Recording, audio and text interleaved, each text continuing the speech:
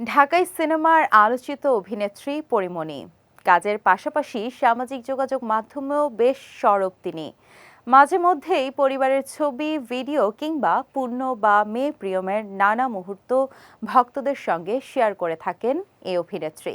5 জুলাই পরীর মেয়ে প্রিয়মের 2 মাস পূর্ণ হয়েছে। আনন্দঘন এই মুহূর্ত অর্থাৎ প্রিয়মের 2 মাস পূর্ণ উপলক্ষে বেশ কয়েকটি ছবি নিজের ফেসবুক অ্যাকাউন্টে পোস্ট করেছেন অভিনেত্রী। আর ছবির ক্যাপশনে তিনি লিখেছেন, এটা এক প্রজাপতির সংসার। আজ আমার মেয়ের 2 মাস হয়ে গেল, আলহামদুলিল্লাহ। এর আগে পরীমণির সোশ্যাল হ্যান্ডেলে পোস্ট করা আরও একটি ভিডিও ভাইরাল হয়েছে সামাজিক যোগাযোগ মাধ্যমে। ভিডিওতে দেখা যায় পরীর পা ধরে বসে আছেন ছোট বোন, রীতিমতো পা ধরে টানাটানি করছেন। পরী তার বোনকে জিজ্ঞেস করেন, পা ধরছিস কেন বল। উত্তরে ছোট বোন বলেন, আপু এসো একটু লুডো খেলবো। আর এই কাণ্ড দেখে পরী হেসে বললেন, লুডো খেলার জন্য কেউ এমন করতে পারে আমি ভাবতেও পারি না।